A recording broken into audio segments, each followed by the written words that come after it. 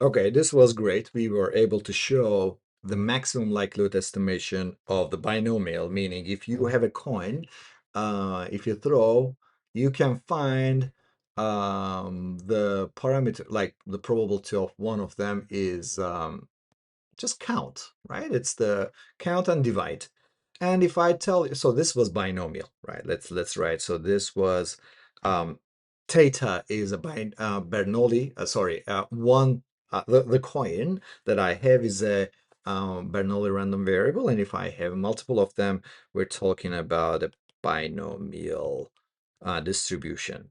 But what if I tell you you don't have a coin, you have a die, right? So like you have a die that has six sides, and again the same story. So like with a die, you can have multiple probabilities of several probabilities, several outcomes, several categories of outcomes, and the die that we learned in our again elementary school games. So we had so this die that it had three it had six sides. So we said, well, simply what we observe, the probability of this die is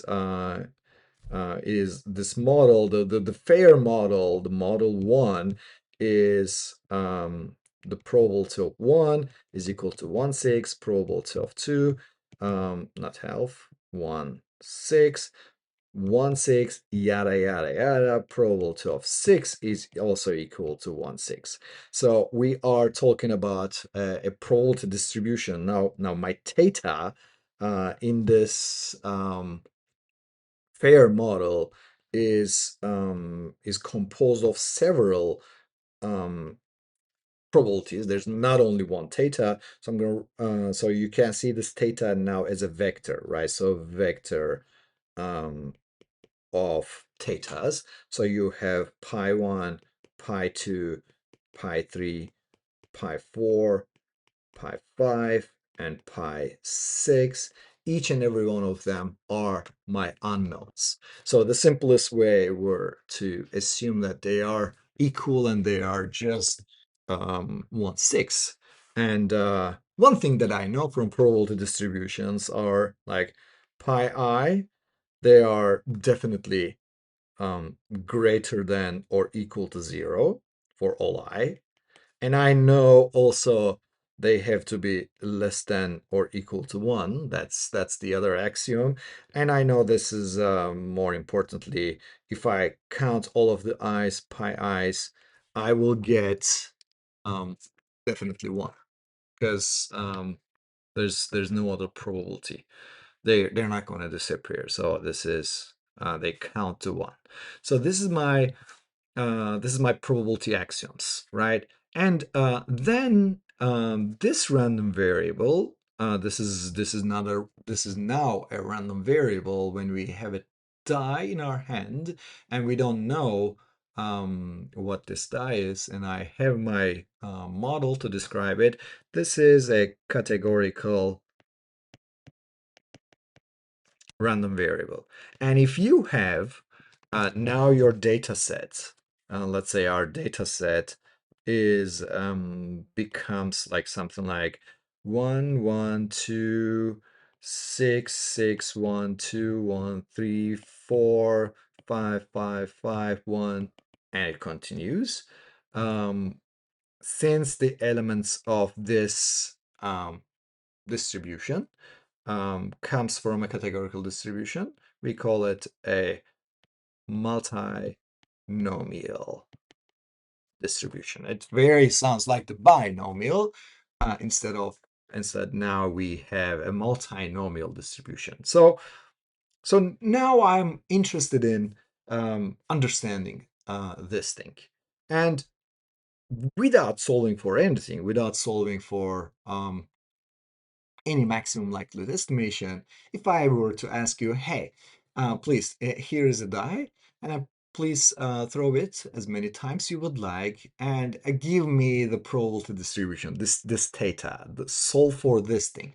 And everybody, even the elementary schools, not elementary school students, maybe some elementary school students, they will, yeah, easy peasy, I can throw them n times, and I can observe how many times there's one, how many times there's two, how many times there's three, and so on and so forth.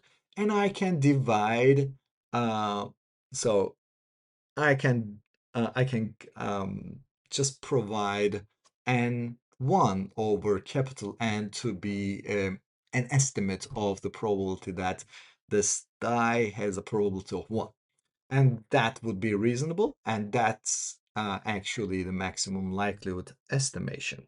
But let's go ahead and write the maximum likelihood estimation actually. So if I were observing a random variable with let's say this x, then my probability of uh, my likelihood would then be defined as my probability of um, the capital the chi, given the unknowns that I have. I don't know pi 1, I don't know pi 2, pi 3, pi 4, pi 5, pi 6.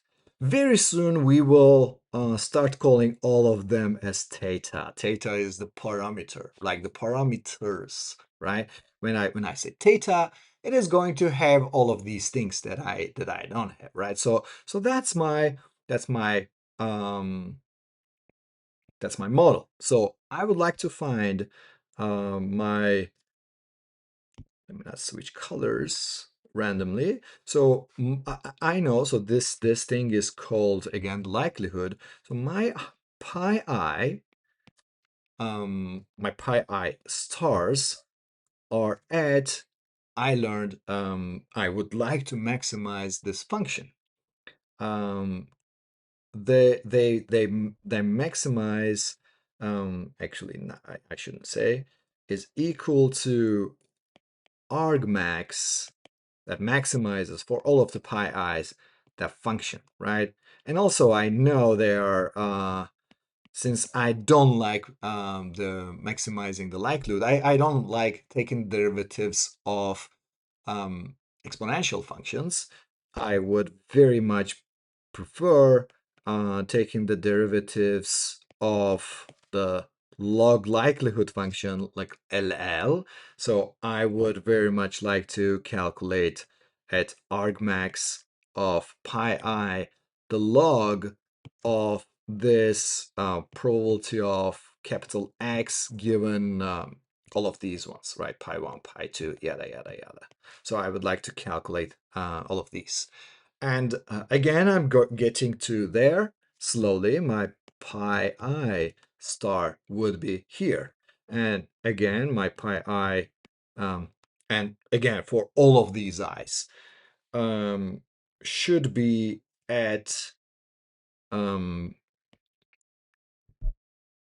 arg maximum over this pi i's log of observing what I have observed. So like let's say I observed probability of, what was this, 11266 blah blah blah blah blah, all of these pi's, right?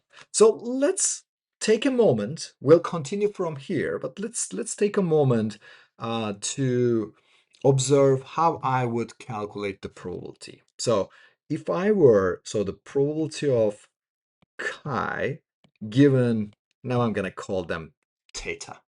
Like I know this theta will have all of these pi 1, pi 2, pi 3, pi 4, pi 5, and pi 6. So these are my pi's. In order for me to calculate the probability of observing what I have observed, it is the multiplication of I equals 1 to capital N, because I have observed many of them, probability of x of I given the model, right? So what is the probability of x of I? Well, I is different. So like I can observe 1, 1, and then two sixes, and then etc. So I'm actually going to multiply each and every one of them. Why? again, I don't need to write why I wrote this anymore, but for the sake of completeness, because I know that they are independent, right? So they are independent. For some reason, GoodNotes don't like my handwriting. Independent. Not for some reason, for a legitimate reason. So if I were to calculate for this, so I will know it is going to be something like probability of, so the first one is probability of 1 times probability of 1, probability of 2, probability of 6, again probability of 6, yada yada yada. So I'm going to multiply all of them, and I know I will multiply how many ones? Well, as many as I observe. So let's say I observe n1 number of ones, n2 number of twos, and n3 number of threes, etc. So the probability of 1 is, I know I define as pi 1. How many of them? I observe n1 of them. And times the probability of 2, how many of them I observe? And 2 of them. Probability of 3, and 3 of them. Probability of 4, and 4 of them. Probability of 5, and 5 of them. Probability of 6, and 6 of them. So I introduced nothing new. We already know the probability distribution function, or probability distribution function of a multinomial random variable. So this is the PDF of random variables. So I know I would like to, so my theta star, again, let me not write theta star again. I'm going to write my pi I star is equal to argmax of all of the pi i's, that maximizes for all of the pi i's at the same time, the logarithm of this thing. So pi 1 to n1, pi 2 and 2, pi 3 and 3. I'm going to do yada, yada, yada. But here, okay, so I'm going to maximize them at the same time, but I know there's one rule that I need to stick to. So I have to write such that these, when I sum all of these i's, pi i's, they will have to be strictly 1, because they are a probability distribution. So that's what I'm dealing with. So I'm talking about a probability distribution. So now I'm getting to somewhere. I have now 2 constraints. I would like to maximize this thing. I know how to maximize this. I know I can take the derivative of this, this, and make it equal to 0. So I can also make the derivative, again, let me write it here. Let's distribute let's distribute the logarithm here. So I would like to take the argmax over all of the pi i's. I would like to calculate again the wonderful function log, takes the exponentials, makes them multiplications, takes the multiplications, makes them summations. So I will have n1 times log pi 1 plus n2 times log pi 2 plus yada yada yada, all of the classes, right? So let's call my number of classes capital K, right? So and K log pi K. Also, the same set of pi I has to entertain one other thing. I need to make sure that they sum to 1. The way to incorporate a constraint to an optimization function is via a Lagrange multiplier, right? So the way that we do is we make it such that when I'm maximizing this, I also want to maximize their difference. So I equals 1 to capital K, pi I, this constraint, their difference, the sum's difference from the 1. So I need to make sure that this term, the last term, is 0 too. So I need to make this 0, and I need to multiply with this lambda constant. Let me write, this is Lagrange. So this is like, this Lagrange is a way for me to incorporate a constraint to an optimization function. So I have my maximization criterion, which is likelihood. I would like to maximize the likelihood, and I would like to stick loyal to my constraints. Several constraints, can be several constraints. Now I have only one constraint. Actually, I have other constraints too. I know pi i's are greater than 1, greater than 0 for sure. Like, they're non-negative numbers, greater than equal to 0. But this is almost obvious. So I have one constraint that I'm incorporating here. So what I have here is, now I have a function with pi's in it, and I can take the derivative of this. So I know the d over d pi I, any of these i's, of this term, and let's write this term for summation I equals 1 to capital K, and I log pi I minus lambda summation, lambda, open parentheses, summation I equals 1 to capital K, pi I minus 1, evaluated at pi I star is equal to 0. So that's my maximum likelihood estimation rule. From this point on, I converted my probability problem into a calculus problem. So I'm going to take the derivative of this for each and every one of the i's. So let's take one of the i's. Let's take the ith I, right? So one of the pi's. Let's take ith pi.